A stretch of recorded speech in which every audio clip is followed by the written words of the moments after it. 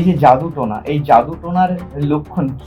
আমরা প্রথমেই বুঝি যে জাদুটোনা কার ওপর প্রয়োগ হয়েছে, কেন হয়েছে, কি কারণে হয়েছে। জাদুটোনা প্রথমে বোঝা যায় যে জাদুটোনা হলে মানুষের মধ্যে, যার মধ্যে জাদুটোনা হয়েছে তার এনার্জি ভাব থাকবে না, ল্যাথার্জিন থাকবে, মুড সুইং হবে, তার প্রচন্ড ঘাম হবে, পেটে ব্যথা হবে, মাথায় চুল পড়ে যাবে, তারপরে তার বিভিন্ন রকম আকার ইঙ্গিত, এবং সে কারুর সঙ্গে বকবক করে যাচ্ছে, মানে সে একা একাই বকছে, কার সঙ্গে বকছে সেটা বোঝা যাচ্ছে না। ঈর্ষার কারণে জাদুটোনাটা বেড়ে গেছে। তোমায় কি বলবো, একটা দিদি তার বোনকে মারবার জন্য আমার কাছে দিদি দিদি মারবার জন্য আমার কাছে কি, তার বোন খুব ভালো আছে, তার বোন খুব সুখের, তার সংসারটা ভেঙে গেছে, তার বর মরে গেছে তার জন্য। আরে তুমি কি গ্যারান্টি দিতে পারো তো ও তোমার বর মারা গেছে কি ওর কারণে? কখনোই না। বোন খুব সুখে আছে, বোন খুব ভালো আছে, বোন খুব আনন্দে আছে, বোনের তো কোনো অসুবিধা হচ্ছে না, বোনের তো কোনো খারাপ হচ্ছে না। বোন কেন ছেলে মেয়ে নিয়ে এত আনন্দে আছে, আমার কেন এত কষ্ট? তুমি এখন চাইছো তোমার বোনের কর্মটা খারাপ করতে। তোমার বোনকে আপনি যে করে হোক, আপনি যা নেবেন, আপনি আমার বোনকে মারুন, বোনের খারাপ করে দিন, বোনকে বিছানায় শুয়ে দিন। মানে তুমি বুঝতে পারছো কত দূর? আমি তো ভেবে পেলাম না ও কেন এই জিনিসটা বলছে। আমি তখন বুঝতে পারলাম ওর মানসিক অবস্থা ভালো না।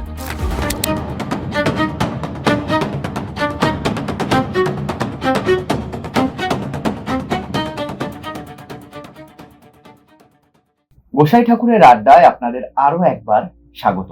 আপনারা জানেন গোসাই ঠাকুর প্রত্যেক সপ্তাহে নতুন নতুন অতিথির সাথে নতুন নতুন বিষয় নিয়ে আসে আপনাদের সামনে। আজকে আমরা যাকে পেয়েছি তিনি কিন্তু গোসাই ঠাকুরের আড্ডায় একেবারেই নতুন নয়, তার বহু ভিডিও আপনারা আগে দেখেছেন এবং তিনি বহু পরিচিত। গোসাই ঠাকুরের আড্ডায় আরো একবার অ্যাস্ট্রোলজার তান্ত্রিক ভৈরবী পূর্বশ্রী। ওয়েলকাম টু গোসাই ঠাকুরের আড্ডা। নমস্কার, জয় মা তারা। আমি যেহেতু অ্যাস্ট্রোলজি নিয়ে একটু ঘাটাঘাটি করি বা অনেক অ্যাস্ট্রোলজাররা আমার এখানে আসেন, সেহেতু আমি এটা জানি বা অনেকেই এখন জানেন যে বৃহস্পতি এখন উচ্চ মার্গে। এ বিষয়ে আপনি কি বলবেন? 2 তারিখ থেকে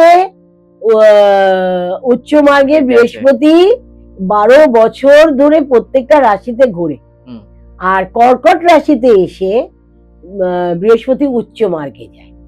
আর বৃহস্পতি যখন উচ্চ মার্গে, যে এইমাত্র বললাম গুরু, বৃহস্পতি হচ্ছে গুরু, যাদের গুরু সহায় তাদের আয় উন্নতিতে বাধা কখনো আসবে না। সাময়িক প্রবলেম আসবে, গ্রহের ট্রানজিটের, গ্রহের প্রবলেমে, কিন্তু গুরু সহায় থাকলে তার অর্থকরী, তার ব্যবসা বাণিজ্য মারাত্মক ভালো হবে। আর এই কর্কট রাশিতে গুরু এখন আসাতে বিরাট বিরাট ভালো সময় যাবে। হ্যাঁ, মানে আমি একটা জিনিস জিজ্ঞাসা করছিলাম যে পরিস্থিতি কি চেঞ্জেস হবে? অনেক চেঞ্জেস হবে, যেমন হচ্ছে ইকোনমিক চেঞ্জ হবে, কিন্তু দামও বাড়বে জিনিসের। তেমন ইকোনমিক চেঞ্জ মানে লেখাপড়া, ইকোনমিক চেঞ্জ হলো তোমরা চাকরি যারা পাচ্ছে না চাকরি পাবে, যারা আর লেখাপড়ার ক্ষেত্রে পড়াশোনা যারা হচ্ছে না তাদের পড়াশোনা করতে হবে। এবার গুরু কিন্তু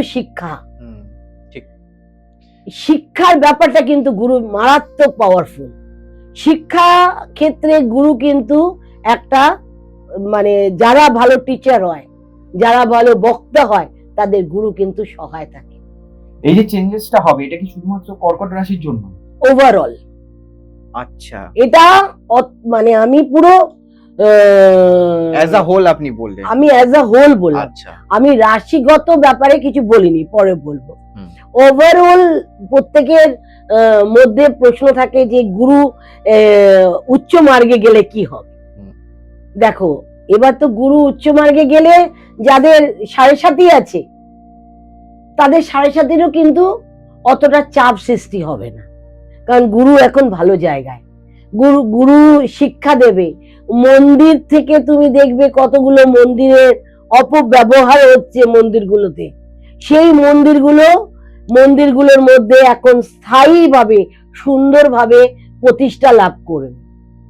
মন্দিরে থেকে অনেক অনাটন হচ্ছে, যে মন্দিরগুলোকে নিয়ে ব্যবসা কেন্দ্র হচ্ছে, সেইগুলো যাতে না হয়। কিন্তু বৃহস্পতি চাইবে তার নিজের জায়গাটাকে পরিপূর্ণ করতে। দেখবে ধার্মিক অনেকে স্পিরিচুয়াল লাইফে চলে যাবে, কারণ স্পিরিচুয়াল লাইফ তাদের আধ্যাত্মিক জগৎটাকে চেনাবে। যারা আধ্যাত্মিক জগৎটাকে নিয়ে খেলা করছে তারা আর খেলতে পারে, তাদের সঠিক ওয়েতে আধ্যাত্মিকতা প্রয়োগ হবে। যারা আধ্যাত্মিক নিয়ে খেলা করবে তাদের বিপদে পড়বে, কারণ বৃহস্পতি চাইবে না আধ্যাত্মিকতা মানুষদের, তাদের চাইবে তারা চ্যান্টিং করুক, তারা জপ পাঠ পুজো, তাদের মধ্যে আরো একাগ্রতা হোক। চ্যান্টিং এর সময় যখন জপ করবে, আমাদের দেখো জপ করতে গেলে আমরা মূলাধার থেকে শুরু করি একদম স্বাধিষ্ঠান পর্যন্ত আমাদের জপ করতে হয়, হিলিং করতে হয়, হিলিং পাওয়ার দিতে হয়।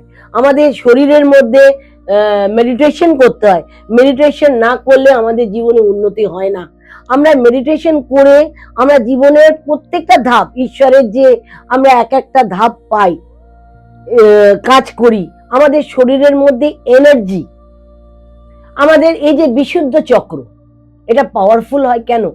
আমরা বিশুদ্ধ চক্রকে আমরা পাওয়ার দিই, মণিপুর চক্রকে আমরা পাওয়ার দিই, আমরা স্বাধিষ্ঠান চক্রকে আমরা পাওয়ার দিই, আর মূলাধার চক্রকে আমরা, প্রত্যেকটা চক্রের একটা অনাহত চক্র মানে হার্ট চক্র, যেটা এই যে মানুষের মধ্যে হৃদয় নরম নয়, তাদের অনাহত চক্র পাওয়ারফুল নয়।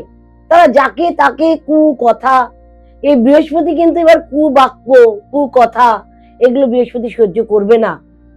বৃহস্পতি সহ্য করবে হচ্ছে যারা যে মার্গে আছে, যে স্থানে আছে, তাদের উন্নতি করাবে। তুমি সেবা পরায়ণ করাবে, তোমার বাড়িতে তুমি পোষ্য রাখলে, সেই পোষ্যকে তুমি বেঁধে রাখলে, তাকে তুমি দুবেলা খেতে দেওয়ার মতো তোমার চিন্তাধারা নেই, হ্যাঁ, ছুঁড়ে ছুঁড়ে খাবার দিচ্ছ, তাহলে পোষ্যর যে অপব্যবহার হচ্ছে, তার ফলে কি হচ্ছে? সে ভগবান বলে কি চেনে? তাকে ভগবান বলে তার যে প্রভু তাকেই চেনে, তাতে ভগবান তো তারা চেনে না। পশুরা তো ভগবান চেনে না, ভগবান প্রভু বলে। প্রভু যদি তাদের অপব্যবহার করে, রোদে রেখে দেয়, বৃষ্টির জলে রেখে দেয়, তাদের উপর একটা প্রয়োগ সৃষ্টি করবে বৃহস্পতি প্রত্যেকটা দিকে নজর রাখবে, কারণ বৃহস্পতি গুরু।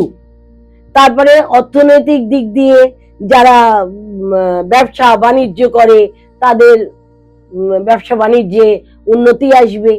তারা যদি সঠিকভাবে সৎ পথে, বৃহস্পতি ভীষণ অনেস্ট, তারা কিন্তু যারা ডিসঅনেস্ট তাদের কিন্তু রেহাই নেই, তাদের কিন্তু পাপ, মানে এই যে 1 বছর বৃহস্পতি থাকছে উচ্চ মার্গে, যে পাপ তুমি দেখবে, পাপ সরে যাবে, পুণ্য আসবে।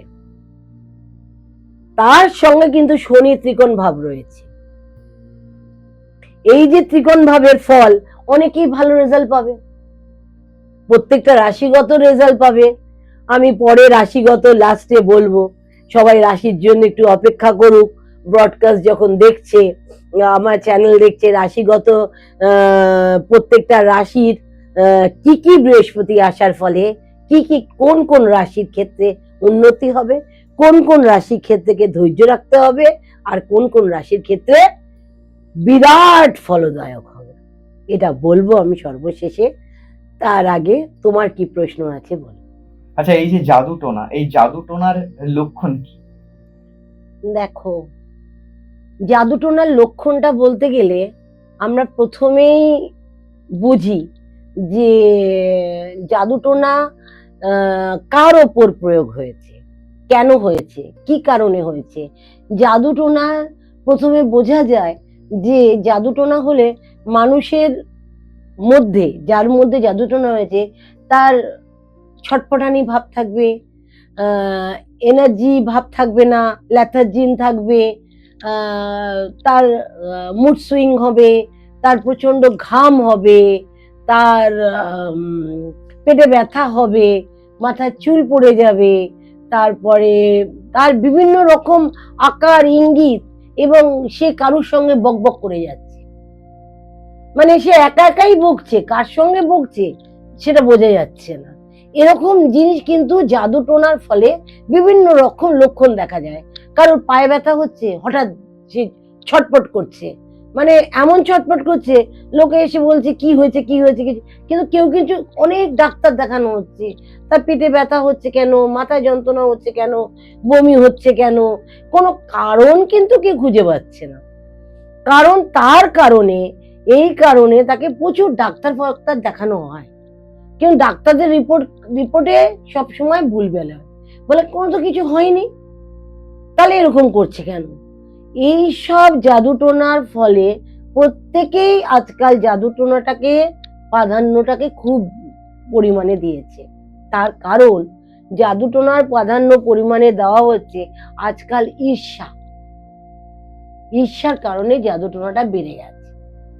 তোমায় কি বলবো, একটা দিদি তার বোনকে মারবার জন্য আমার কাছে এসেছে। দিদি মারবার জন্য আমার কাছে এসেছে। কি, তার বোন খুব ভালো আছে, তার বোন খুব সুখের, তার সংসারটা ভেঙে গেছে, তার বর মরে গেছে তার জন্য। আরে তুমি কি গ্যারান্টি দিতে পারো তো তোমার বর মারা গেছে কি ওর কারণে? কখনোই না। সে তার ভাগ্যে মারা গেছে। তুমি আমাকে ছবি দেখাও, তার চার্ট দেখাও, তোমার ছকে আমি দেখলাম মাঙ্গলিক দোষ আছে। হ্যাঁ, তুমি মাঙ্গলিক দোষ তুমি কাটাওনি, তোমার বরের মাঙ্গলিক দোষ বলবো না, দশা কাটাওনি। তার আগে তোমার বরের মাঙ্গলিক দোষ ছিল না, তোমার বর তোমার স্বল্পায়ু ছিল। এই বিভিন্ন ব্যাপার আমি বিস্তারিত আলোচনা করলাম চার্টের মাধ্যমে। তোমার বোনের ব্যাপারটা কি? না, বোন খুব সুখে আছে, বোন খুব সুখে আছে, বোন খুব ভালো আছে, বোন খুব আনন্দে আছে, বোনের তো কোনো অসুবিধা হচ্ছে না, বোনের তো কোনো খারাপ হচ্ছে না। বোন কেন ছেলে মেয়ে নিয়ে এত আনন্দে আছে, আমার কেন এত কষ্ট? দেখো, যে যার ভাগ্যে খায়, যে যার ভাগ্যে আসে, ভাগ্য নিয়েই আমাদের জীবন। আজকের আমাদের জীবনে যদি ভাগ্য যদি না থাকে, তাহলে ভাগ্যের পরিবর্তন হবে কি করে? প্রত্যেকটা মানুষই তার নিজেদের ভাগ্যের জন্য তাদের নিজেকে তারা প্রস্তুত করে কর্ম। আমরা যদি কর্মটা যদি খারাপ করি, তাহলে আমাদের ভাগ্যটা খারাপ হবে। তুমি এখন চাইছো তোমার বোনের কর্মটা খারাপ করতে, তোমার বোনকে আপনি যে করে হোক, আপনি যা নেবেন, আপনি আমার বোনকে মারুন, বোনের খারাপ করে দিন, বোনকে বিছানায় শুয়ে দিন। মানে তুমি বুঝতে পারছো কত দূর? আমি তো ভেবে পেলাম না ও কেন এই জিনিসটা বলছে। আমি তখন বুঝতে পারলাম ওর মানসিক অবস্থা ভালো না, মানসিক অবস্থা ভালো না। ওর মধ্যে যে প্রয়োগটা খুব ভালো না, মেন্টালি ও ডিপ্রেশনে আছে, ওর দরকার হিলিং। কিন্তু না, ও চাইছে অপরের ক্ষতি। অপরের ক্ষতি করলে কিছু হয়? অপরের ক্ষতি করলে তো তোমার ক্ষতি হবে। আমি সবসময় ওকে বললাম, বোঝালাম, দেখো তোমার ক্ষতি তুমি কেন করতে চাইছো? আর আমি তো খারাপ কাজ করি না, আমি খারাপকে ভালো করি। এর ফলে কি হচ্ছে, তার জীবনের প্রত্যেকটা মুহূর্তে, জীবনের পরক্ষতে সে চিন্তা করতে হবে না মানসিক রোগীর মতো তার চাল চলন কথাবার্তা না আমাকে করে দিতে হবে। বললাম, দেখো আমি ছাড়া এখানে প্রচুর পরিমাণে অ্যাস্ট্রোলজার তান্ত্রিক আছেন, তাদের কাছে যাও না, তারা তোমার কেসটা হ্যান্ডেল করে নেবে। কেন আমি যে তোমার কেসটা করতে পারবো? অসম্ভব। তুমি প্রত্যেকটা মানুষের কাছে যাও, গিয়ে তাদের কাছে গিয়ে টাকা দাও, তোমার বোনের খারাপ করলে করো। তুমি কিন্তু, আমি একটা কথা বলবো, কারো খারাপ চিন্তা করলে নিজের খারাপ হয়। আমি সবসময় বলি লোকের ভালো হোক, সবার ভালো হোক, সবার ভালোর মধ্যে কিন্তু তুমিও যুক্ত। কারণ ভালো যদি না করতে পারো, তুমি খারাপটা কেন করবে? ভাই বোন অনেকেই আছে, অনেক পরিবারে আছে, তোমাকে কি বলবো, অনেক পরিবারে আছে ভাই বোন দাদা দিদি, মানে পরিবারটার মধ্যে কিন্তু একে অপরকে দেখতে পায় না, একে অপরের প্রতি ঈর্ষা। কেন? কি কারণে? তারা একের প্রতি ঈর্ষার কারণে ক্ষতি করে ফেলছে। এরকম হয়, হচ্ছে না তা নয়। আচ্ছা, এই জাদু টোনার থেকে কি বাঁচার কোনো উপায় আছে? দেখো, জাদু টোনার থেকে বাঁচার উপায় বলতে গেলে প্রত্যেকটা, কারুর অল্প বিস্তর জাদু টোনা হয়, কারুর জাদু টোনার ফলে তাদের মারণ ক্রিয়া পর্যন্ত হয়ে যায়। মারণ ক্রিয়া মানে কি? মারণ ক্রিয়া, তাকে বিছানায় শুয়ে দেয়। হ্যাঁ, মারণ ক্রিয়া, উচ্চাটন ক্রিয়া, হ্যাঁ, অনেক কিছু হয় আমাদের। দেখো, এই তন্ত্র লাইনে বিভিন্ন রকম ক্রিয়ার মাধ্যমে কাজ হয়, আর প্রত্যেকটা ক্রিয়া মানে তোমাকে করতে গেলে সেই ক্রিয়াগুলোকে পাওয়ারফুল ভাবে করতে হয়।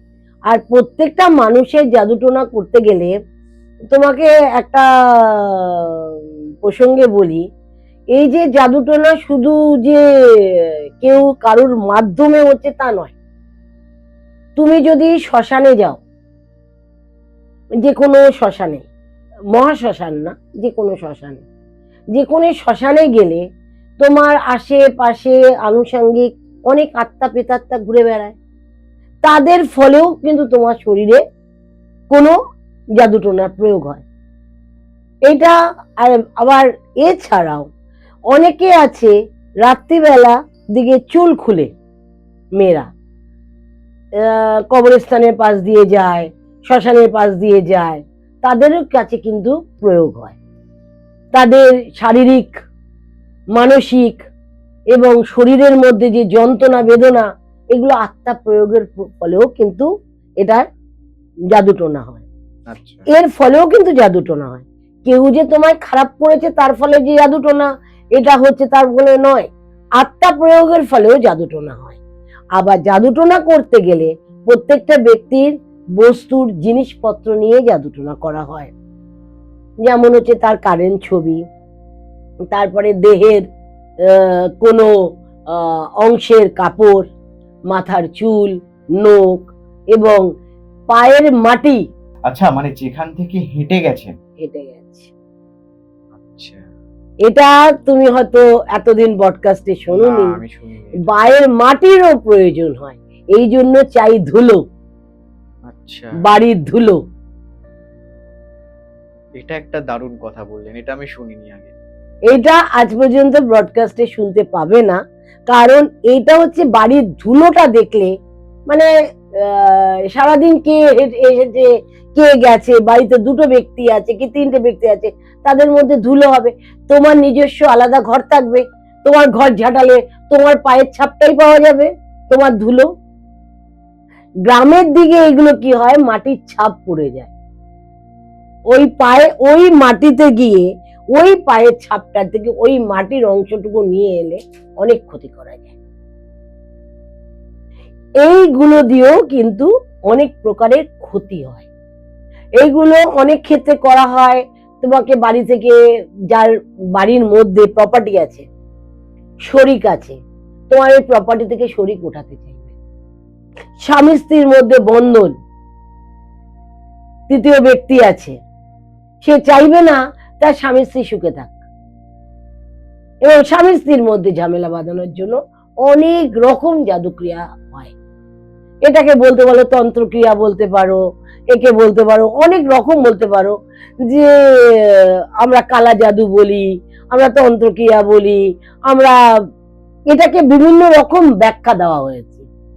মানুষ মানে আমাদের মানুষ চায়, কিন্তু অনেকেই দেখবি যে যত কিছুই করুক না কেন তার শরীরে কিছু প্রয়োগ হচ্ছে না। কেন? তাকে বান মারা হচ্ছে, তাকে মারণ ক্রিয়া করা হচ্ছে, তাকে উচ্চাটন ক্রিয়া করা হচ্ছে, তাকে বিভিন্ন রকম ভাবে টর্চার করা হচ্ছে, কিন্তু তার কিছু হচ্ছে না। কেন হচ্ছে না? তার গুরু সহায়। গুরু যার সহায় থাকে তাকে কারোর বিকা করতে পারা যায় না। গুরু যদি ভালো হয়, গুরু যদি তার শিষ্যকে সঠিক পদ্ধতিতে এবং সঠিক ভাবে প্রোটেকশন করে থাকে, একমাত্র গুরুই তাকে রক্ষা করে। কিন্তু গুরু ছাড়া মানে তার সে ব্যক্তিকে হাজার চেষ্টা করলেও সে ব্যক্তির খারাপ হয় না। তোমাকে তার বাড়ি থেকে উচ্চাটন করার চেষ্টা করা হয়েছে, তাকে আমি এরকম একজন ব্যক্তিকে মানে বিশেষ করে আমার একটা ক্লায়েন্ট এসেছিল, আমাকে বলছে, আমাকে জানেন তো আমাকে অনেক রকম ভাবে ক্রিয়া করা হয়। আমি বললাম কি করে বুঝলেন? বলে আমি বুঝতে পারি, আমার কাছে আসে বেরিয়ে যায়, আমার বাড়িতে আমার চারিপাশে ছায়া ঘুরে বেড়ায়। ছায়া মানে কি? আত্মা, আত্মাকে তার কাছে পাঠাচ্ছে, ছায়া দেখতে পাচ্ছে বাড়ির মধ্যে, ছায়া আসছে কিন্তু তাকে ছুতে পারছে না, কারণ তার রাজবাড়ি আর তার গুরু সহায়। ঈশ্বর যদি সহায় থাকে তাকে কেউ কোনোদিন কেউ কিছু করতে পারবে না। বশীকরণ কি? যাকে বাধার চেষ্টা করা হয়, যাকে বশে আনার জন্য। আজকাল বশীকরণ মারাত্মক পরিমাণে হচ্ছে। কেউ 1 সেকেন্ডে বশীকরণ করে দিচ্ছে, 1 মিনিটে বশীকরণ করে দিচ্ছে। মানে বশীকরণকে নিয়ে খুব হেনস্থা চলছে মানুষের জীবনে। মানে প্রত্যেকেই ভাবে যে আমি আমার স্বামীকে বশীকরণ করে দেবো, আমি আবার অনেক স্বামী ভাবে আমার স্ত্রীকে আমি বশীকরণ করে দেবো, আমার কথায় উঠবে বসবে, আমি বেলাল্লা মারবো, আমার কি দরকার, আমার স্ত্রী তো আমার কথায় উঠবে বসবে। এই যে ব্যাপারটা। আবার আছে পার্টনারকে বশীকরণ করা, যে পার্টনার ব্যবসায়িক বিজনেস পার্টনারকে বশীকরণ করব, সে আমাকে আমার উপর বিলিভ করবে, এই সব ব্যাপার। বশীকরণ একটা বিরাট বড় টপিক, তোমার একটা এপিসোডে শেষ হবে না বশীকরণটা। বশীকরণ মানে হচ্ছে তোমাকে বশ করা। বশ করা মানে উঠবে বসবে তা নয়, তার কথায় মতো তোমাকে চলতে হবে। তার জন্য যা লাগে, আজকাল লাভ প্রবলেমের মধ্যে এইটা খুব চলছে। কারণ আজকাল তো লাভ প্রবলেম 2 দিন লাভ হচ্ছে, 3 দিন শারীরিক সম্পর্ক হচ্ছে, 4 দিনের মধ্যে ডিটাচ হচ্ছে। এরপরে কাকে ধরবে? আমাদের মতো লোকদের ধরে। দিদি আপনি একটা ব্যবস্থা করুন, আমার লাভ প্রবলেমের এরকম পরিকল্পনা, আমাকে ব্লক করে দিয়েছে, আমার সঙ্গে কথাবার্তা বলছে না। আরে তুই গেলে আরেকজন আসবে। আজকাল তো মেয়েরাও তাই করছে, ছেলেরাও তাই করছে। এটা কি হচ্ছে? আমার কাছে একটা কেস এসছে কিছুদিন আগে। তো তার বউ তাকে ছেড়ে 7 বছর আগে চলে গেছে। 7 ইয়ার্স চলে গেছে। বউটাও একজনের সঙ্গে সম্পর্কে জড়িত, স্বামীটাও একজনের সঙ্গে সম্পর্কে জড়িত। চলে গেছে, ডিভোর্স কিন্তু কেউ কাউকে দিচ্ছে না, চলে গেছে। এবার পুরুষটি এসছে বউকে ফিরিয়ে আনার জন্য নয়, তার যে গার্লফ্রেন্ড সে আরেকটা পুরুষের সঙ্গে সম্পর্ক হয়েছে তাকে ফিরিয়ে আনার জন্য। তার মানে বুঝতে পারছো কত কেওয়াস। এরকম হয়? এ তো আমার নিজের মানে আমি বললাম তোমার বউকে তুমি ফিরিয়ে আনছো না কেন? বলে ও বউ গেছে গেছে। মানে তোমার তো একটা বাচ্চা আছে। আরে মানে বউ নিয়ে গেছে ছেলেকে, মেয়েকে, আজ তার ও নিয়ে গেছে তার, মানে ছেলে মেয়ে বিভক্ত হয়ে গেছে। তো দুজন দুদিকে, একজন মায়ের কাছে একজন বাবার কাছে। কিন্তু বাবার যে নেচার, সে নেচারটা তো বাবা চেঞ্জ করতে পারছে না। আর ওয়াইফের যে নেচার, সে তার মায়ের যে নেচার সে চেঞ্জ করতে পারছে না। সে আরেকজনকে নিয়ে খুশি থাকতে চেষ্টা করছে, আর ওর যে লোকটি তার আরেকজনকে নিয়ে খুশি থাকার। আর মেয়েটিও খুব ভালো, তার পয়সা কড়িয়া আছে, নে লুটে নে, যার কাছ থেকে লুটবো তার থেকে ভালো। কারণ শারীরিক সম্পর্কটা এর মধ্যে মেন। আর আজকালকার দিনে অর্থনৈতিক অবস্থার মধ্যে প্রত্যেকটা তুমি জিনিস দেখবে, সব জিনিসের দাম বেড়ে গেছে। আর প্রত্যেকের হাতে তুমি দেখবে মোবাইল, মানে এখন সবার হাতে বড় বড় দামি মোবাইল, কারোর হাতে ট্যাব, এই যে বিভিন্ন ধরনের। তারপরে এখন গয়নাগাটি কেনা যায় না, তার জন্য অন্যান্য অর্নামেন্টসও কেনা যায়, শাড়ি কাপড় থেকে শুরু করে সালোয়ার কামিজ। তারপরে তার মানে যে বয়ফ্রেন্ডটা আসবে বিরিয়ানি নিয়ে আসবে, রোজই বিরিয়ানি খাওয়ার ইচ্ছা হয়, চাহিদা বেড়ে যাচ্ছে প্রচন্ড পরিমাণে। অর্থনৈতিক দিকটা যেমন বেরোচ্ছে, তেমন মানুষের চাহিদাটাও বাড়ছে। এই চাহিদার মধ্যে খিদে কি হয়েছে, শরীর যাবে যাবে, গা ধুলে তো ঠিক হয়ে যাবে, চামড়া তো ধুলে তো ঠিক হয়ে যায়।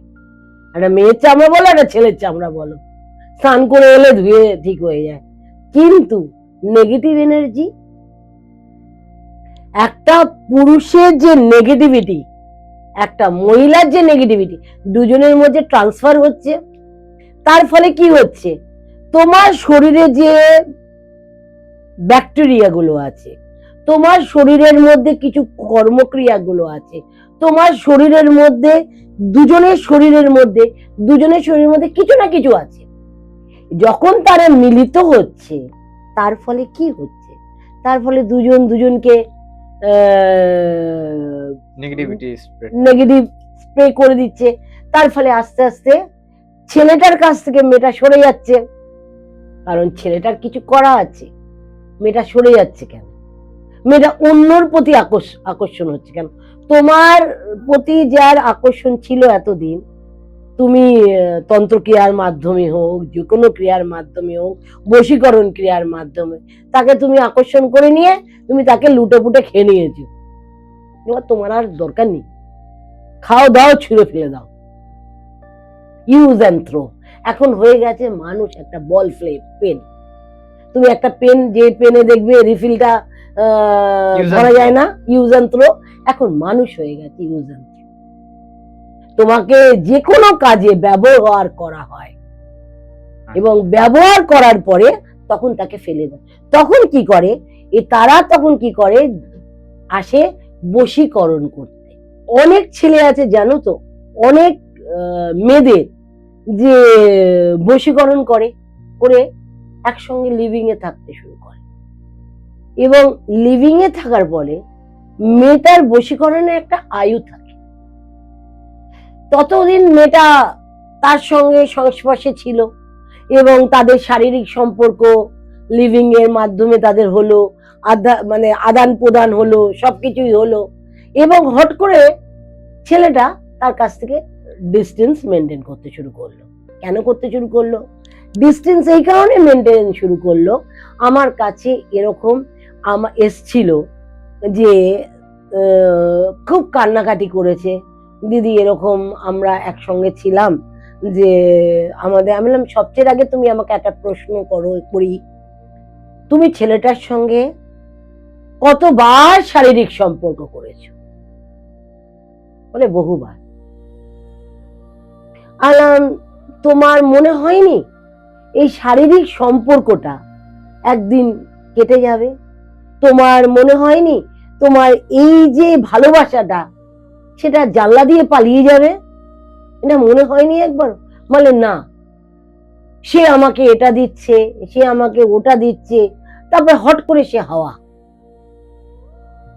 আমি বড় একা হয়ে পড়লাম। এই যে আমাকে ধোকা দেবে, আমি এটা বুঝতে পারিনি। এখন আমি জানতে পেরেছি সে একটি মেয়ের সঙ্গে, আরেকটি মেয়ের সঙ্গে যুক্ত। আমি তখন বললাম যে দেখো, তোমার যতদিন ওর তোমাকে আকর্ষণ করা ছিল, বশীকরণ করা ছিল, সে ততক্ষণ তোমাকে এনজয় করবার জন্যই করেছে। এবার তুমি হচ্ছে ইউজ অ্যান্ড থ্রো, তুমি হচ্ছে বল পেন।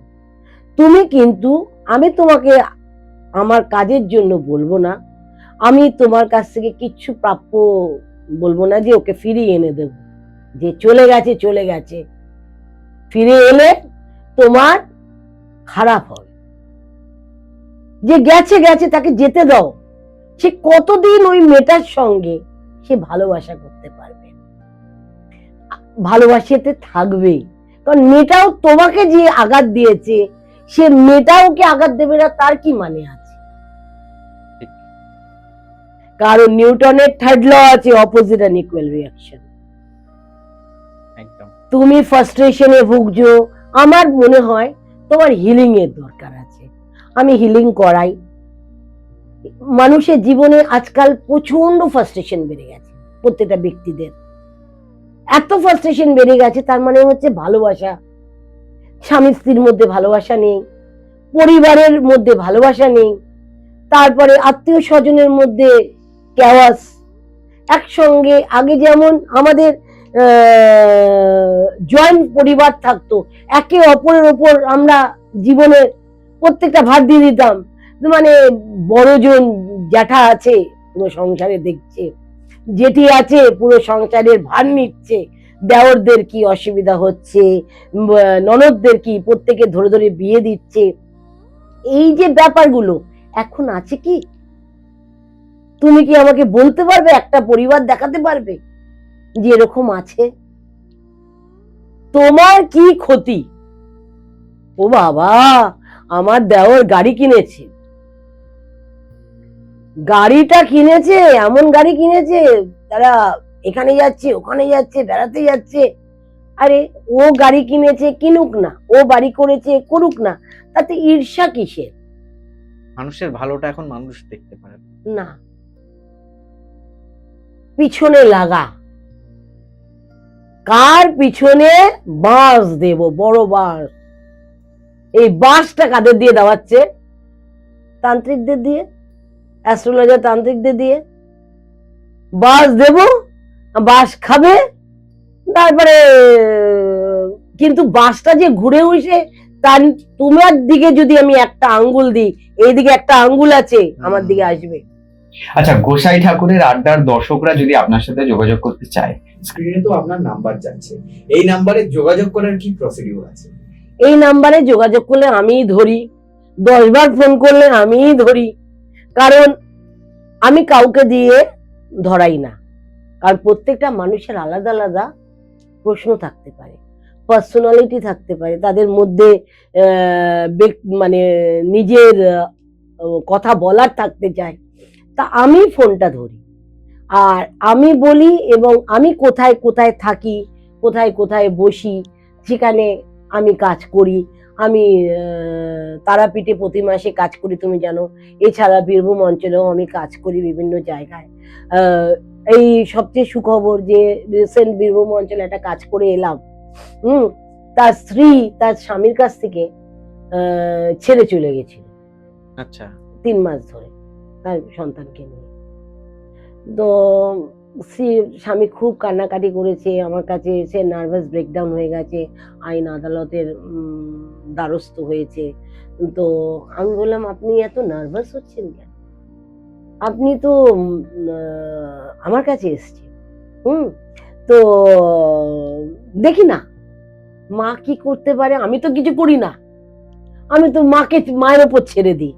মা যা করাবে, মা যদি বলে 4টে ফুল দে, আমি 4টে ফুল দিই, 4টে লেবু দে, 4টে লেবু দেব। মা আমাকে দিয়ে যা করাবে আমি তাই করব, কারণ আমার হাতের বাইরে। আমি এইটুকু আজকে তোমার ব্রডকাস্ট করবার আগে ওকে আমি কথা দিয়েছিলাম যে তোমার স্ত্রীকে আমি ফিরিয়ে আনি। তোমার স্ত্রীর হয়তো তোমার স্ত্রীর অনেক রকম চাহিদা থাকতে পারে, অনেক কিছু, কিন্তু গৃহের লক্ষ্মীকে ফিরিয়ে আনতে গেলে কিছু কর্ম তোমায় করতে হবে। আমি তোমায় কর্ম দেব, পারফেক্টলি তুমি কর্মটা করো। তারপর আমার কর্ম তো মা করবেই, আর আমি তোমার কর্ম করব। তারপরে কর্মযুক্ত চেষ্টাযুক্ত কর্মযুক্ত ফল তো অবশ্যই নিশ্চয়ই ভগবান দেবে।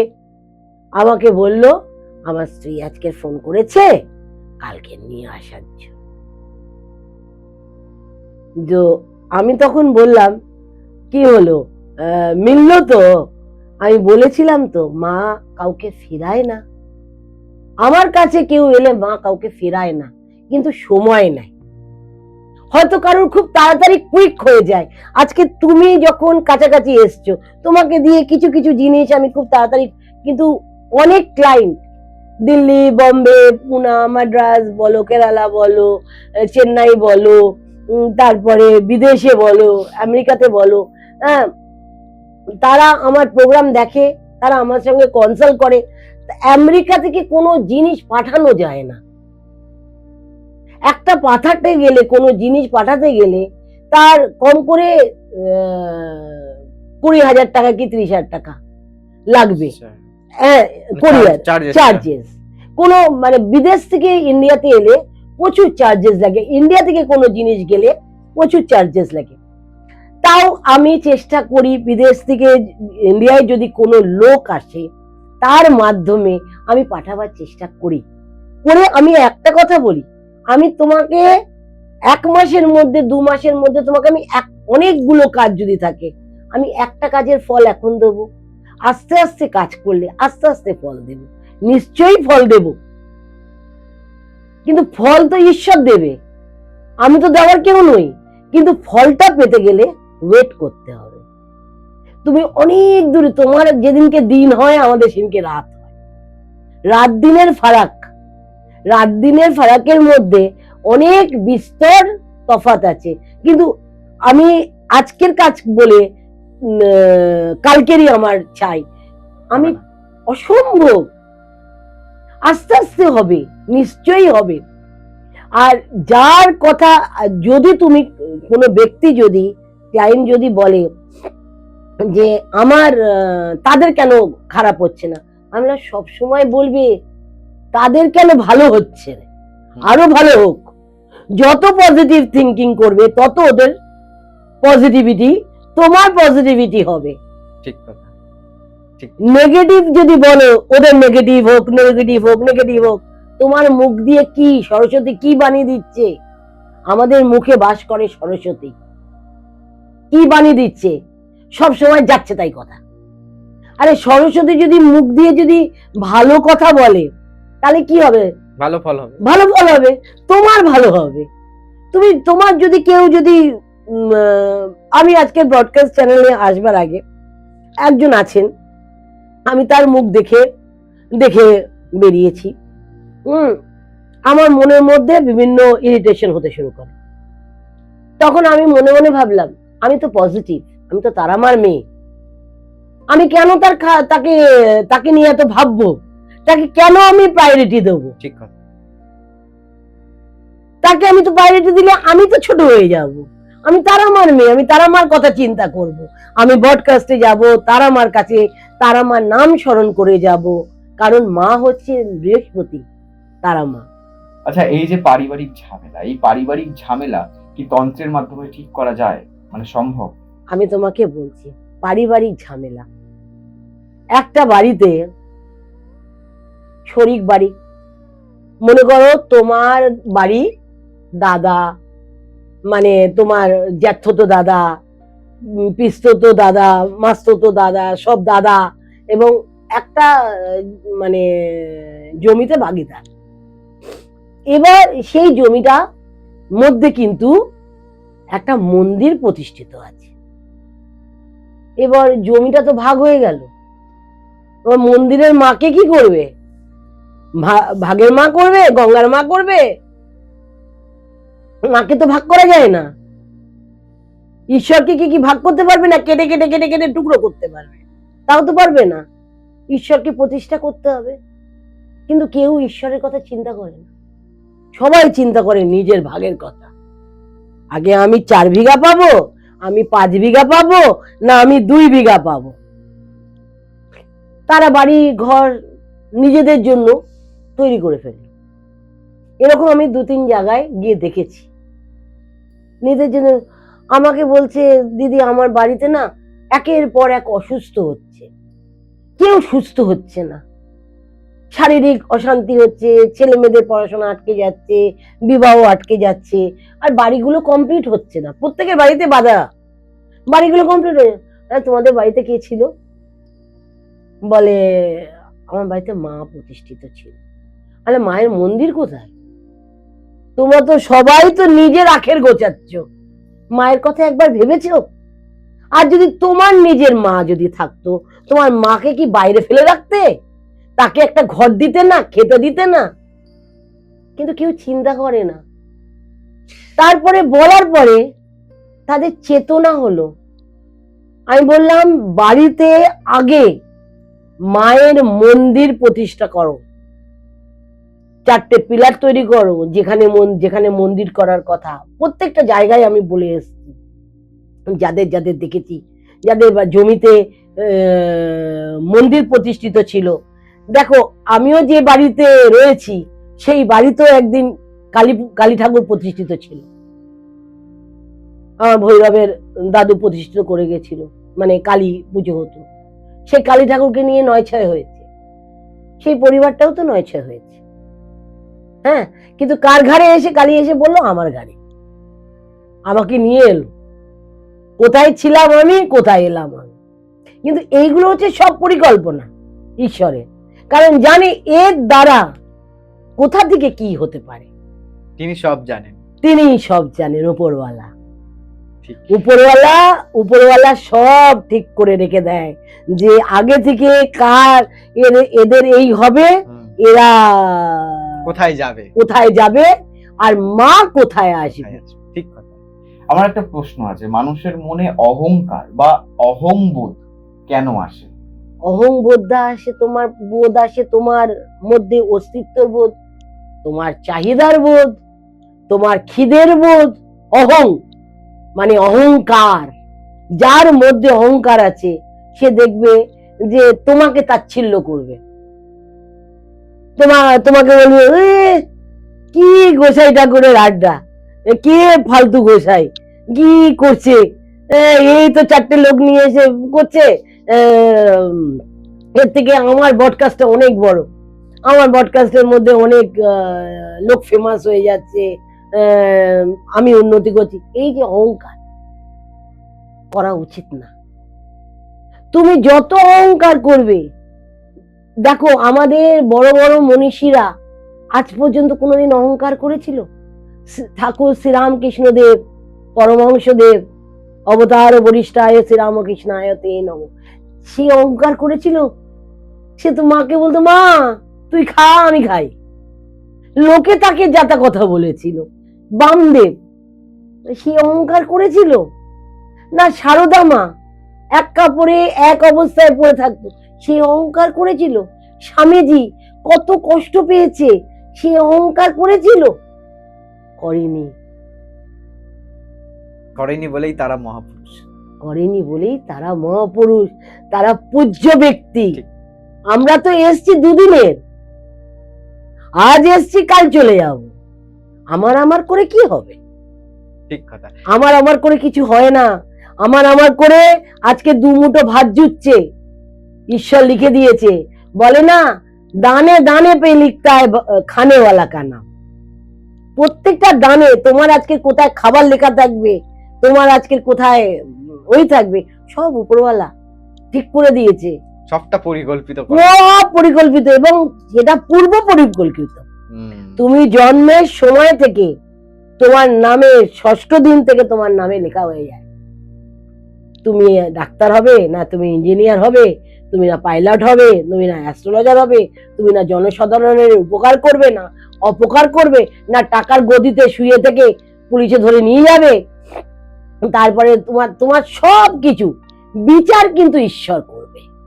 আজকের তুমি বেশ আনন্দে আছো, বিচার কিন্তু তোমার হবে। তুমি একটা জিনিস আমি বলবো, এই গুরুর, বৃহস্পতি গুরুর সহায় বলবো, এই যে গুরু এসছে, প্রত্যেকে মানুষ নিজের অহংকার বোধটাকে ত্যাগ করো, ভালো চিন্তা করো, ভালো কর্ম করো, ঈর্ষা পরায়ণ হলো না। কারণ আমি দেখো একটা, এই যে তোমাকে আমি বশীকরণের কথাটা বলছিলাম, আমি একটা দিল্লির কাজ করেছিলাম, বলতে বলতে চলে গেলাম আরেকটা ধাপে। আমাদের অ্যাস্ট্রোলজারদের হয়, তান্ত্রিকদের হয়, ধাপ চেঞ্জ হয়। তো একজনের কাজ করেছিলাম, দিল্লি থেকে এসেছিল একটা মেয়ে, একটা ছেলের সঙ্গে সম্পর্ক ছিল তার, ছেলেটিও এসেছিল আমার কাছে, দুজনে এখানে গেস্ট হাউসে ছিলেন, ভালোই ছিলেন। এবং আমাকে বললো যে দিদি তুমি একটা কাজ করে দাও, আমরা, ও কেমন যেন করে মাঝে মাঝে, ছেলেটি মদ খেত, যখনই মদের নেশা হতো মেয়েটিকে ডেকে পাঠাতো, আর মেয়েটি দুর্বল মুহূর্তে তার কাছে পৌঁছে যেত। ভালোবাসা, একে বলে ভালোবাসা। ভালোবাসা মানে ভালো ঘর হয়, এটা ভালোবাসা না, এটা হচ্ছে চাহিদা। আমি মনে করি ভালোবাসা মানে কি ত্যাগ। আজকে তোমার জন্য কি ত্যাগ স্বীকার করলাম, সেটাই হচ্ছে ভালোবাসা। তোমার জন্য আমি সবকিছু ত্যাগ করব, তোমার জন্য ঘর থেকে বাইরে বেরিয়ে যাব, তোমার জন্য আমি সবাইকে ছেড়ে তোমার জন্য, তুমি যদি নাও আসো তোমার জন্য অপেক্ষা করব, সেটা হচ্ছে ত্যাগ স্বীকার। তোমার জন্য আমি খাবো না, অপেক্ষা করে থাকবো, তুমি যখন ভাত খাবে আমি তখন ভাত খাবো, এগুলো হচ্ছে ত্যাগ স্বীকার। তোমার জন্য আমি এক কাপড়ে থাকবো, তুমি দিতে পারছো না, আমি তোমার জন্য থাকবো। অনেক স্ত্রীরা স্বামীর উপর অত্যাচার করে, আমার এটা চাই, আমার ওটা চাই। আরে স্বামী কোথা থেকে আনবে? চুরি ডাকাতি করে আনবে না মার্ডার করে আনবে? এই যে মানুষের মধ্যে এই জিনিসগুলো খুব খারাপ। তারপরে বলি, মেয়েটা এলো, তারপরে দুজনের আমি দেখলাম, আমাকে বললো দিদি আমাদের বিয়ের যোগাযোগটা করে দাও। আমি দিল্লিতে একটা কাজে গেছিলাম, তার বাবার সঙ্গে দেখা হয়েছে, তার মায়ের সঙ্গেও দেখা হয়েছিল, বাবা হসপিটালাইজ হয়েছিল। বিশ্বাস করবেন না, বাবা যখন হসপিটাল হয়েছে মেয়েটা আপ্রাণ করেছে বাবার জন্য, নিষ্প্রাণ। মানে তার বাড়ি গিয়ে তাকে থেকে তার সেবা শুশ্রূষা, মানে একটা নার্স যেটা করতে পারে সেটা মেয়েটা করেছিল। এবং পরিবার ওকে, বাবা ওকে খুব ভালোবাসতো, ছেলেটার বাবা। মাটা একটুখানি ট্যারা টাইপের ছিল। এবং আমাকে বললো বিয়ে দিয়ে দাও। আমি বললাম শোনো, তুমি কিন্তু জোর করে বিয়ে করছো, আমি জোর করে বিয়ে করছো, আমি কিন্তু তোমাকে বিয়ে দেবো, কিন্তু তোমার এই বিয়ে টিকবে না। দিদি তখন তো তুমি আছো। বলে দিদি তুমি কি করে বলছো বিয়ে টিকবে না, আমাদের এত ভালোবাসা, এত ভালো সুন্দর ঘর হয়েছে। আমি বললাম বিয়ে টিকবে না, তুমি দুদিন পরে তুমি নিজেই বলবে আমি ছেড়ে চলে যাব। কারণ সংসার সুখের হয় রমণীর গুণে, কিন্তু তুমি যখন দেখবে, তুমি রমণী হয়ে দেখবে যে ওই সংসারে বাঁশ, তুমি দূর থেকে যখন আলাদা ছিলে তুমি বাঁশটাকে দেখতে পাওনি, তুমি যখন ঘরে ঢুকবে তখন বাঁশটাকে বুঝতে পারবে। তখন তোমার যে বয়ফ্রেন্ড, সে তখন তোমার লীলা দেখায়নি, লীলা দেখাতে শুরু করবে বিয়ের পরে। তার মধ্যে খোট আছে, আমি যা দেখার দেখে নিয়েছি। ও আমাকে খুব পছন্দ করতো না ছেলেটা, মানে ও জানতো যে এ বিগ্রানো পার্টি। হ্যাঁ, আমি দেখো সবাইকে ভাই বলেই সম্বোধন করি, তোমাকেও বলি ভাই, তো আমি তাকে ভাই বলেই সম্বোধন করেছি। আমার এসছিল আমার জায়গায়, আমি তাকে সদর আপ্যায়ন জানিয়েছিলাম। কিন্তু আমাকে বিয়ের দিন নেমন্তন্ন করেছিল যে যাওয়ার জন্য। বলে দেখো আমি কারোর বিয়ে টিতে যাই না, আর তোমার বিয়ে আগে টিকুক, 6 মাস ঘর করো, তারপরে নিশ্চয়ই দেখা করো।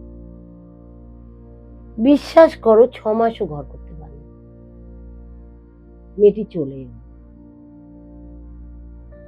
চলে এসে তার, তুমি চিন্তা করতে পারবে না, তার মা নেই, তার বাবা আছে। বাবা নিঃস্ব করে তাকে বিয়ে দিয়েছে, কতগুলো প্রণামী, কতগুলো জিনিস, যা যা চেয়েছে তাই দিয়েছে। অর্ধেক তো উদ্ধারই করতে পারিনি, গয়না গাটি কিছুই উদ্ধার করতে পারিনি শ্বশুর বাড়ি থেকে। কেস করেছে, ডিভোর্সের কেস করেছে, এখনো কোনো রায় দেয়নি। বাবাটার কথা চিন্তা করো তো, বাবাটা যা কামিয়েছে সব, বিয়ে কি আজকের মেহেন্দি, কালকের নাচ, কালকের গান, আজকালকে তো বিয়ের জানো কি সব হয়, মানে হানিমুন বিদেশে হয়, আরে হানিমুন দীঘাপুরীতে হয়, এখন এইটুকু, এখন হানিমুন বিদেশ, সবাই বিদেশে গিয়ে হানিমুন করছে, থাইল্যান্ড, মালয়েশিয়া, আরে বাবা, তার ছবিগুলো সোশ্যাল মিডিয়ায় প্রয়োগ হচ্ছে, দুদিন পরেই দেখবে ডিভোর্সের কান্না। কেন? তার মানে যাকে যখন বাধা দিয়েছিলাম তখন আমাকে বললো, আমাকে বললো যে দিদি তুমি তো আগে থেকে, বললাম কি হলো দিদি, এবার দিদির কাছে দিদি বাঁচাবে? তুমি তো নিজেই ছেড়ে চলে। কারণ ছেলেটি অতি বদমাইশ, অতি চরিত্রহীন, মারধর থেকে শুরু করে এভরিথিং আরম্ভ করে দিয়েছে। তার মা তাকে প্রশ্রয় দিচ্ছে, তুই এটা কর, যা পাওয়ার তো আমরা পেয়ে গেছি, তুই এটা কর, এবার ওকে ছেড়ে দে, ও ওর জায়গায় চলে যা। এরকম কেস হামেশা হচ্ছে। এমন হচ্ছে হাজবেন্ড ওয়াইফ দুজনে মিলে ঘরে রয়েছে, লোকটি মদ খেয়ে রোজ বউকে পেটাচ্ছে, অন্য নারীর সঙ্গে সঙ্গ করে আসছে, এসে রোজ রাত্রিবেলা 1:30-2টার সময় এসে পেটাচ্ছে। আর বউটাকে এসে বলছে তুই কার সঙ্গে সারাদিনে, কার সঙ্গে কি করেছিস, ও বউকে সন্দেহ করছে। তার মানে বুঝতে পারছো নিজের যে খারাপ দৃষ্টিটা, সে বউকে পর্যন্ত সন্দেহ করছে। উপায় আছে, মদেরও টোটকা আমি বলবো, যারা মদ প্রচুরক্ত পরিমাণে বউকে পেটানোর মদ, সেই টোটকাগুলো উপয়োগ করবে, হবে।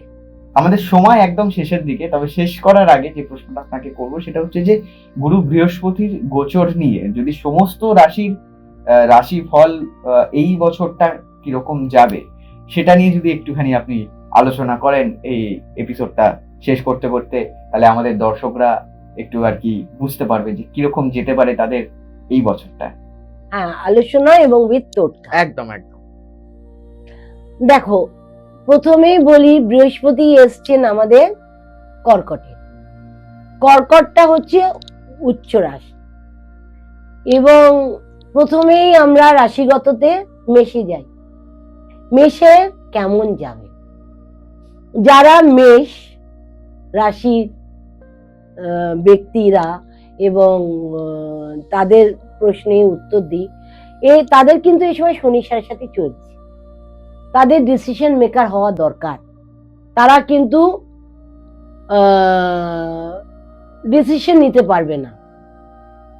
তাদের অর্থনৈতিক অবস্থা উন্নতি হবে, কিন্তু প্রথমের দিকে হবে না। প্রথমের দিকে তারা একটু ঝামেলায় পড়বে। তারা প্রত্যেকটা রাশি অর্থনৈতিক উন্নতি হবে, কিন্তু তারা প্রথমের দিকে একটু ঝামেলায় পড়বে। তাদের পারিবারিক ঝামেলা হবে, তাদের ইএমআই দেওয়ার, যারা কোনো ইএমআই এ যুক্ত রয়েছে সেটাও দিতে টেনশন ভুগতে হবে। তাই একটা কথা বলবো, মেষ রাশির জাতক জাতিকারা, তারা যেন প্রত্যেকেই গুরুর সহায় হয়। ঈশ্বরের, যাদের মা আছে বাড়িতে, তাদের মায়ের প্রতিদিন মাকে পা ধোয়া জল খেতে হবে না, প্রণাম করুক। মায়ের ফটো, যারা মৃত মা তাদের প্রণাম করুক। আর যাদের গুরু আছে তারা গুরুর কাছে ডিসিশন নিয়ে কাজ করুক, তাহলেই কিন্তু। আর স্বাস্থ্যের কথা বলবো, উপর নিচ আছে, পেটের প্রবলেম আছে, শারীরিক একটু আপ ডাউন মধ্যে দিয়ে যাবে। তারপরে এবছরের শেষে রাহু চেঞ্জ হবে, তখন আবার আরেকটা পর্ব আসবে ডিসেম্বর থেকে। এবার যাই বৃষ রাশির ক্ষেত্রে। বৃষ রাশির ক্ষেত্রে যারা পার্টনারশিপ বিজনেস করছে তাদের কিন্তু লোকসান হয়, তাদের ইরিটেশন ভাব, তারা ভীষণ খুঁতখুঁতে, তারা সব ব্যাপারে খুঁতখুঁতে ব্যাপার, বিশ্বাস করতে পারে না, সন্দেহবাতিক সন্দেহবাতিক, তাদের মধ্যে এই জিনিসটা কিন্তু প্রবল হবে। তারা কিন্তু জীবনে প্রত্যেকটা মুহূর্তে লাভজনক হওয়ার আগে তারা কিন্তু লোকসান করে লাভ হবে, কিন্তু লোকসান করার আগে তারা চিন্তা করবে না আমার হাত দিয়ে টাকা বেরিয়ে গেল। যা টাকা পেলো তারা কিন্তু প্রত্যেকটাকে খরচা করবে। এই হচ্ছে তাদের শারীরিক অবস্থা। বলতে গেলে তাদের মাথার হাইপার টেনশন থাকবে, তারা ভীষণ টেনশনে ভুগবে। আমি বলবো একটা কথা, মেডিটেশন করো। এবার আসি মিথুন।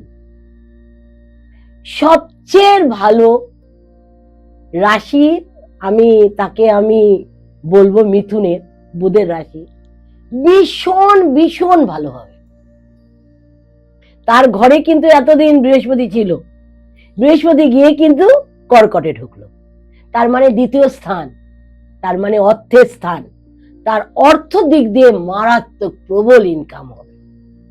বিদেশ থেকে তাদের প্রচুর পরিমাণে সোর্স অফ ইনকাম আসবে এবং তাদের লাভ অ্যাফেয়ার ভালো হবে এবং স্বামী স্ত্রীর মধ্যে একটু বিবাদ ঘটবে, এটা তো রয়েছে একটা প্রবলেম। স্বামী স্ত্রীর মধ্যে বিবাদটা হবে, একটু কথা কাটাকাটি হবে। আমি চাইবো যে প্রত্যেকটা মিথুন রাশিকে বলবো যে স্বামী স্ত্রীর মধ্যে ভালো চিন্তা ভাবনা করে কাজ করা উচিত এবং ডিসিশন নেওয়ার আগে কোনো ভালো অ্যাস্ট্রোলজার বা জ্যোতিষ বা যা হোক, যাকে ভালো লাগে তাদের পরামর্শ নিয়ে কাজ করা উচিত। ভুল খাতে, হঠকারিতার জন্য ভুল খাতে যেন অপচয় না হয়। যারা মোটা তারা রোগা হয়ে যাবে, যারা মোটা হয়ে গেছিল তারা রোগা হয়ে যাবে, আর যারা রোগা আছে তারা একটু স্বাস্থ্য হবে। মানে এটা 19-20 হবে, কিন্তু পেটের প্রবলেম থেকে তারা রেহাই পাবেন।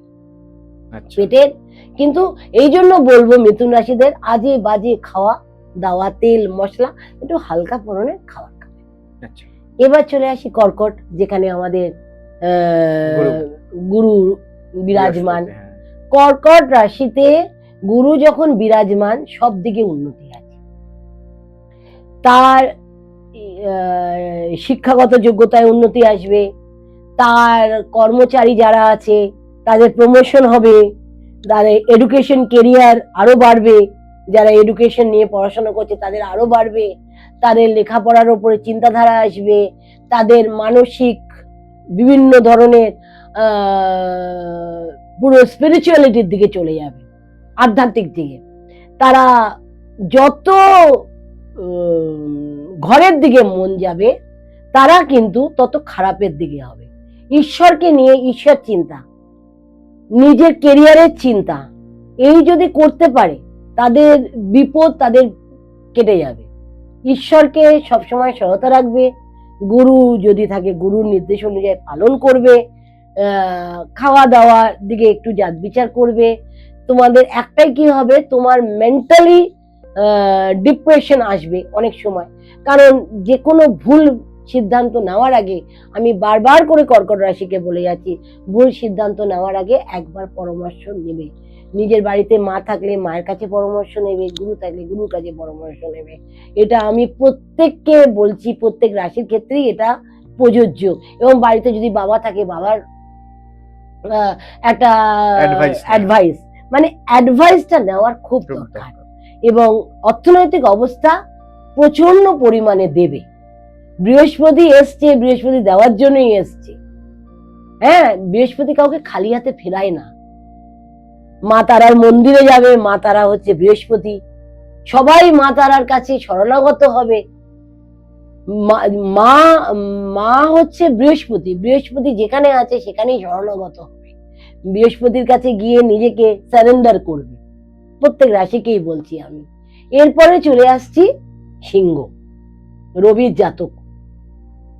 রবির জাতক জানো একটু তেজিয়াল হয়, একটু অহংকারী হয়, ইরিটেশন হয়, তাদের মধ্যে একটু হাবভাব, চালচলন, কথাবার্তা মেপে ঝুঁকে বলতে হবে, এবং ইরিটেশন হলে চলবে না, এবং দায়িত্বপূর্ণভাবে প্রত্যেকটা কাজ সফলতাভাবে করবে। কিন্তু অর্থ প্রচুর আসবে, রাখার জায়গা পাবে না। কিন্তু অর্থ এলে কি হবে, তুমি যদি নিজেকে পাজল করে দাও তাহলে তোমার জীবনে কোনো ডিসিশন নিতে পারবে না। তাই জন্য নিজেকে পাজল, তুমি নতুন লোকের সঙ্গে তোমার পরিচয় হবে, নতুন বিদেশ যাত্রা হবে, বিদেশের লোকের সঙ্গে সংযোগ হবে, তোমার ভ্রমণ ক্রিয়াটা বাড়বে, এবং অর্থনৈতিক ক্ষেত্রে তুমি প্রচুর পরিমাণে উন্নতি লাভ করবে।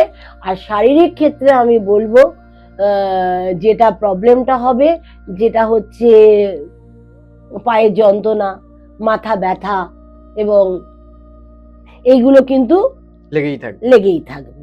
এইগুলো থেকে একটু সাবধান অবলম্বন করবেন, আর ঈশ্বরের কাছে নিজেকে সমর্পণ করবেন, খুব ভ্রমণ করবেন, ঈশ্বরের দ্বারস্থ হবে। আর রবির জাতকের আরেকটা কথা বলছি, সূর্যদেবের কাছে রোজ সকালবেলা যদি জল না দিতে পারো, প্রণাম জানাবে।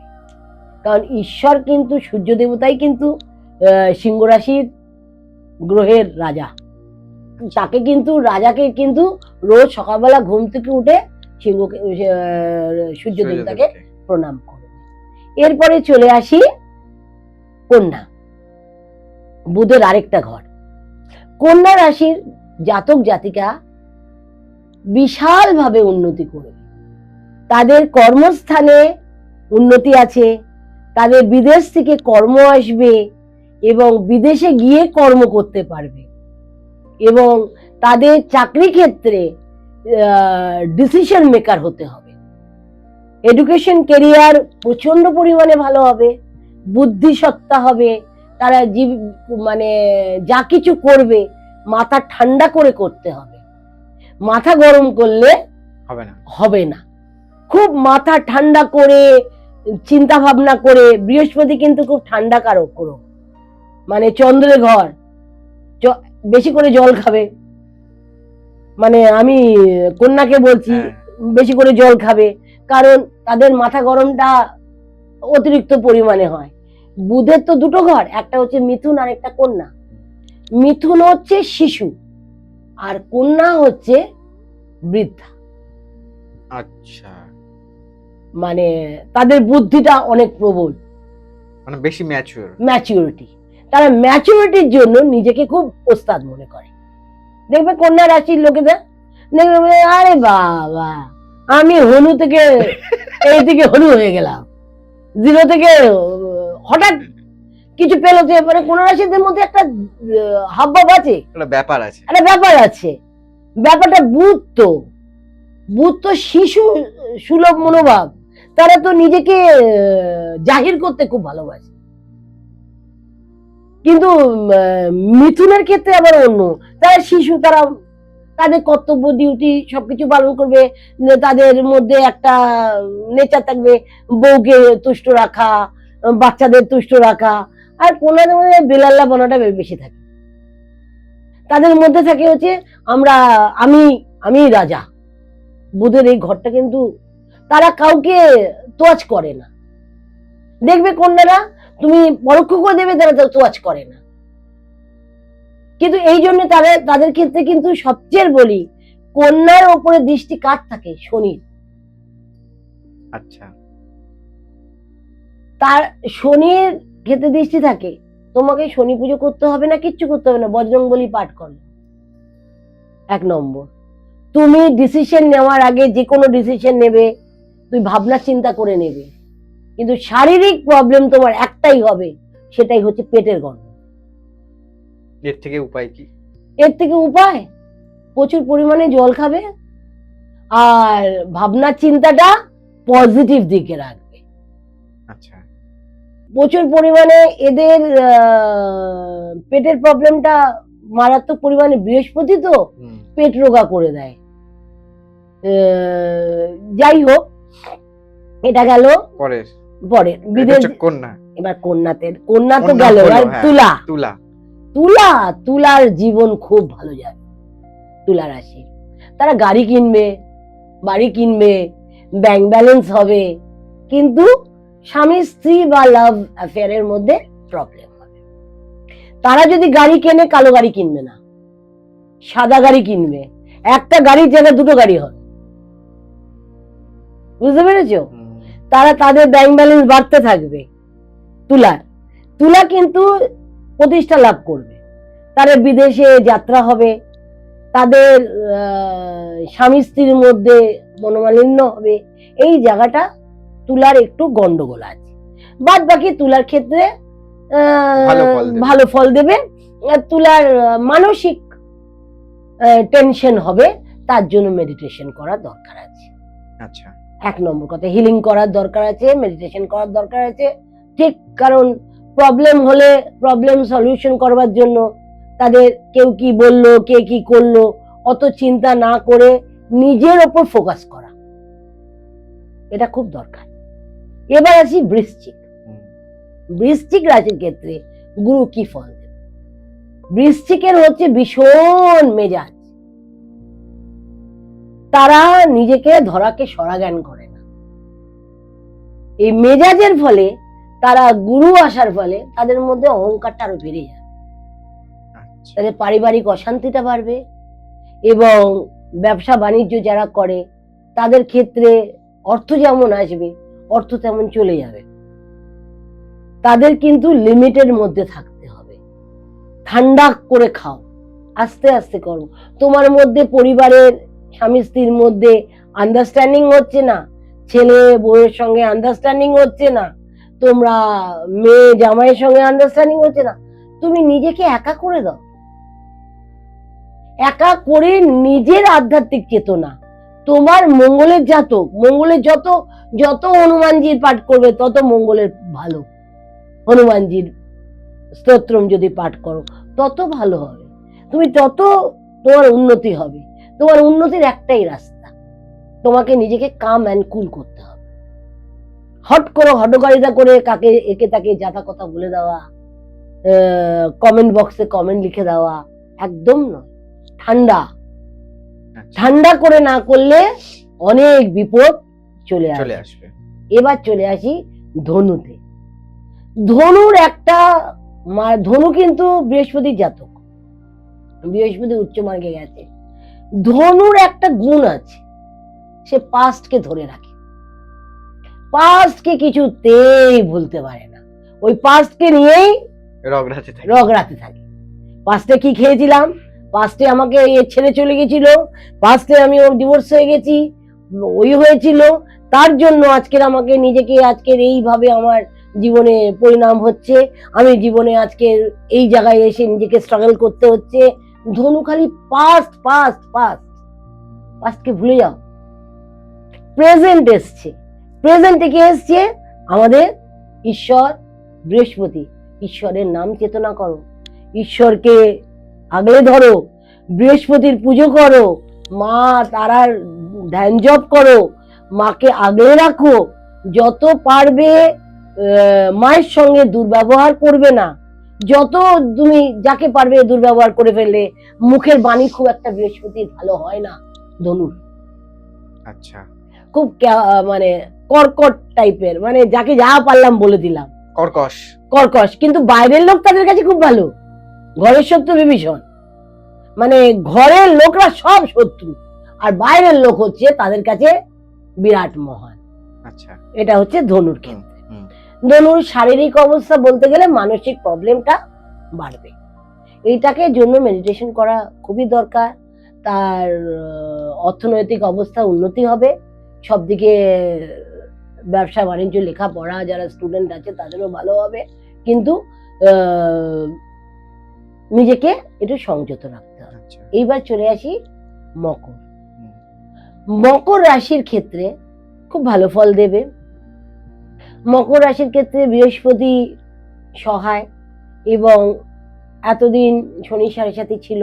মকর রাশির ক্ষেত্রে অনেক উত্থান পতন গেছে, মকর রাশির ক্ষেত্রে এবার কিন্তু খুব পিসফুল যাবে।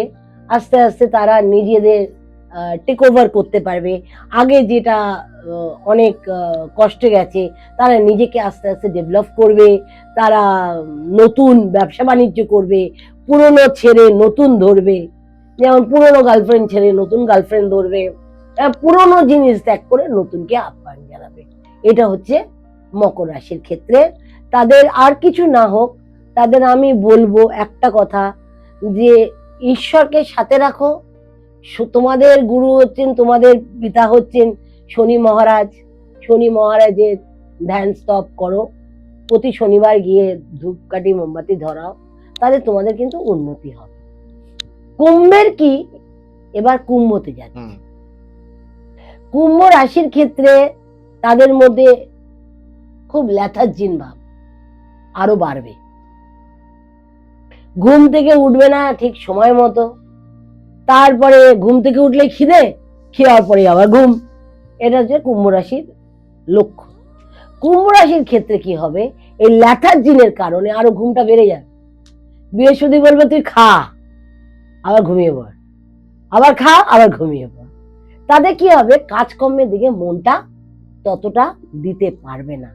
পড়াশোনার ক্ষেত্রেও তারা মন বসাতে পারবে না, এবং পড়াশোনার জন্য তাকে নিজেকে চেষ্টা করতে হবে। নিজের জায়গাটাকে, পুরনো জায়গাটাকে, যে জায়গাটা রয়েছে, যে জায়গাটায় আমি এতদিন বসবাস করছি, সেটা রিনোভেশন করি, নতুন করে নিজেকে একটা প্রতিষ্ঠা লাভ করি। এটা কিন্তু কুম্ভ রাশির খুব দরকার। এবং তাদের ক্ষেত্রে আমি বলবো, তাদের গায়ে পায়ে প্রচন্ড পরিমাণে ব্যথা হবে। এমনিতে ঘুমলে তো বেশি ব্যথাই হবে, শুয়ে থাকলে ব্যথা হবে না? তুমি হাসছো, বেশি শুয়ে থাকলে ব্যথা কি হয় সারা শরীরে? হ্যাঁ, ব্যথা হবে। এবং সেই জন্য গায়ে পায়ে প্রচন্ড ব্যথা হবে, বাতের রোগ হবে। এইগুলো থেকে চেষ্টা করবে নিজেকে রেহাই পাওয়ার। একটাই কথা, ওই বজরংবলী পাঠ, হনুমানজির পাঠ প্রতি মঙ্গলবার শনিবার, আর বড় ঠাকুরের পুজো। আর এবার আসি সর্বশেষ মিন। মিনের ব্যাপারটা হচ্ছে, মিন হচ্ছে জল। এটাও বৃহস্পতির একটা কারক গ্রহ। বৃহস্পতির দুটো, একটা হচ্ছে মিন, একটা হচ্ছে ধনু। মিনের ক্যারেক্টার হচ্ছে ডুয়ালিটি ক্যারেক্টার, মানে ভাসমান ক্যারেক্টার। সে ভেসে থাকতে ভালোবাসে, জল মাছ যেমন ভেসে থাকে, ছটপটে, ডিসিশন নেওয়ার আগে উল্টো পাল্টা ডিসিশন নিয়ে নেয়, তর্ক বিতর্কের মধ্যে পড়ে যায় না। কোনো তর্ক বিতর্কের মধ্যে পড়বে না। এবার ঠান্ডা হও, অনেক তর্ক বিতর্ক করেছো, মানুষকে জ্ঞান উপদেশ অনেক দিয়েছো, এবার তুমি শোনো ভগবান তোমায় কি শোনায়। এটা কিন্তু মীন রাশির পক্ষে খুব উপযুক্ত। মীন রাশিকে ঠান্ডা হতে হবে। আরে ঠান্ডা কারকে খা, যত ঠান্ডা হবে। এমনি তো মীন রাশির লোকেরা ঠান্ডাই হয়, জলে থাকে, কিন্তু ওরা ঠান্ডা হয় না, ওরা ছটপটে হয়। কখন উপরে যাব, উপরে দেখবে মীন রাশির লোকেরা দেখবে, মানুষেরা দেখবে উপরে গিয়ে মরে যায়।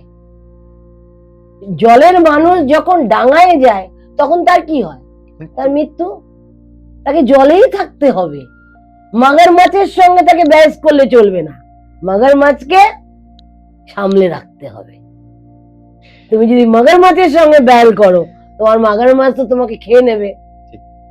তাই জন্য সাদা শিবটা কথা বলবো, মীন রাশিরা একটু শান্ত হও। নিজেদের উচ্চ ধারণা যে আমি পণ্ডিত, আমি জ্ঞানী, আমার মতো বক্তা কেউ নেই, একটু ঠান্ডা করে খাও। আস্তে আস্তে প্রত্যেক রাশিদের আমি ফলাফল জানালাম এবং প্রত্যেকের কথা বললাম। আমি কয়েকটা টোটকা বলে দিই। যাদের জাদু টোনা হয়েছে তাদের কি করবে, তাদের একটা লেবু নেবে, পাতি লেবু। মনে করছো যে চারিদিকে বাড়িতে ছায়া দেখতে পাচ্ছ, তোমাকে একটা ঘটনা বলা হয়নি। এই যে জাদু টানার ফলে মানুষের বাড়িতে খাবারের মধ্যে গন্ধ, রান্না করলো, দুপুরবেলা রান্না করলো, 8 ঘন্টার মধ্যে পচে গেল। কতটা এফেক্টিভ জাদু টোনা হতে পারে। এই যে যাদের জাদু টোনা হচ্ছে বাড়িতে, তাদের প্রত্যেকের ক্ষেত্রে কেউ করেছে জাদুটোনা, তাদের শরীরের মধ্যে এনার্জি লেভেলটা কমে যাচ্ছে, তারা কি করবে? তারা প্রত্যেক দিন একটা করে লেবু নেবে, পাতি লেবু। লেবুটা নিয়ে নিজের অ্যান্টি ক্লকওয়াইজ মাথার মধ্যে ঘোরাবে। এটা প্রতিদিন না করতে পারো, শনি মঙ্গলবার করো। মাথার উপর ঘোরাবে, লেবুটাকে নিয়ে একটা আগুনের মধ্যে পোড়াবে, গ্যাস চুল্লির মধ্যে হোক, যে কোনো বার্নারের মধ্যে হোক, যে কোনো আগুনে পোড়াবে। পুড়িয়ে দেখবে লেবুটা কি গন্ধ বেরোচ্ছে, দেখবে লেবুটা দিয়ে পচা গন্ধ বেরোচ্ছে, তাহলে বুঝবে তোমার উপর জাদুটোনা হয়েছে। তখন তোমাকে কি করতে হবে? তখন তোমাকে এই রাস্তা বার করার জন্য যে তোমার শরীরে যে নেগেটিভ এনার্জি আছে, সেই নেগেটিভ এনার্জিটাকে রোজ বাড়িতে কর্পূর জ্বালাবে। কর্পূর কিন্তু আমাদের ভীমসেনী কর্পূর আর প্রদীপ বাড়িতে রোজ কিন্তু, আর শঙ্খ, এগুলো কিন্তু আজকাল বাড়িতে বাজে না, প্রদীপও জ্বালানো হয় না, শঙ্খ বাজা খুব কমে গেছে। আজকাল সবাই কাজ করছে, কে সন্ধ্যেবাতি দেবে, কে কি করবে, যাই হোক কমে গেছে। এর ফলে কিন্তু বাড়িতে অশান্তি কিন্তু বেড়ে যাচ্ছে। এইগুলো কিন্তু করা খুবই দরকার। আরেকটা জিনিস যেটা বলি, যারা যে স্বামী প্রচুর পরিমাণে মদ খায় এবং তার স্ত্রীকে মারধর করে, তার মদের বোতলটা নেবে, নিয়ে সেই মদের বোতলটা দিনের বেলা খেলে খুবই ভালো হয়। দিনের বেলা তো মদ খায় না, মদ খায় রাত্রিবেলা। আর মদটা যে রাত্রিবেলা খায়, তার বোতলটা নিয়ে, অল্প একটু বোতলে পড়ে থাকে, সেই বোতলটা নিয়ে, সেই বোতলটা কি করবে? কোনো পিপল গাছের মধ্যে ওই বোতলটাকে পুঁতে দিয়ে আসবে মাটির তলে, বোতলটাকে নিয়ে। ওই জল শুদ্ধ। আর গ্লাসের মধ্যে যদি এক ফোঁটা থাকে, সেটা মধ্যে কি করবে? সেই অনেক কিছু বলা যায়, আমি বলতে পারছি না। হ্যাঁ, অনেক কিছু সামনে না এলে এগুলো বলা যায় না। যারা মানে অনেক ক্রিয়া আছে, নিজেরাই করা যায় এই সমস্যার সমাধান। সেটা মুখ দিয়ে আমার বেরোবে না, কারণ আমি খারাপটা খুব একটা বলতে পারি না, খারাপ নিয়ে আলোচনাও করতে পারি না, গালাগালি করতে পারি না। তাই জন্য আমার মধ্যে যে জিনিসটা পারি না, সেটাকে আমি বলে কোনো কিছু পারবো না। এই জিনিসগুলো করবে। ধুনো ধরাবে, ধুনোটাকে রোজ ছোবড়া দিয়ে ধুনো ধরাবে সন্ধ্যেবেলা। এই ধুনোটা কি হয়? নেগেটিভ এনার্জিটা যে বাড়ির মধ্যে রয়েছে সেটা পজিটিভ করে। ধুনোটা মানুষের গন্ধটা দেবে, ধুনোর গন্ধ। ধুনোর ধূপকাঠি বলিনি, ধুনোটা কিন্তু প্রতিদিন ধরাবে, সন্ধ্যেবেলা বাড়িতে ধুনো ধরাবে। আর একটা জিনিসের কথাটা বলি, মাটির কলসি নেবে, রাত্রিবেলা মাটির কলসির জলটা পুরো ভরবে, সকালবেলা ভোরবেলা সারা রাত্রির মাটির কলসির জলটা বিছানার পাশে রেখে দেবে, এবং সকালবেলা ঘুম থেকে উঠে মাটির কলসির জলটা দুয়ারে ফেলে দেবে। তাতে বাড়ির যে ভাইব্রেশনটা পজিটিভ হবে, ঝগড়া, অশান্তি, ঝামেলা এটা কমে যাবে ধীরে ধীরে। জয় মা তারা, জয় গুরু বামদেব। এই বৃহস্পতি আসাতে প্রত্যেকের যেন উন্নতি হয় এবং ফলপ্রদ হয়, প্রত্যেকে সুখ শান্তিতে ভালো থাকুক, আমি মায়ের কাছে প্রার্থনা জানাই। জয় গুরু বামদেব, জয় মা তারা, সবাইকে ভালো রাখো। অনেক অনেক ধন্যবাদ গোসাই ঠাকুরের আড্ডায় আসার জন্য। আজকের মতন এই পর্ব এখানেই শেষ করছি। দেখা হবে আগামী সপ্তাহে নতুন কোনো অতিথির সাথে, নতুন কোনো বিষয় নিয়ে। ততক্ষণ দেখতে থাকবেন গোসাই ঠাকুরের আড্ডা। আর আপনারা যারা ভাবছেন, ম্যামের সাথে যোগাযোগ করতে চাইছেন, স্ক্রিনে তো নাম্বার রইলো এবং ডেসক্রিপশন বক্সেও নাম্বার রইলো, আপনারা অবশ্যই যোগাযোগ করে নিতে পারেন।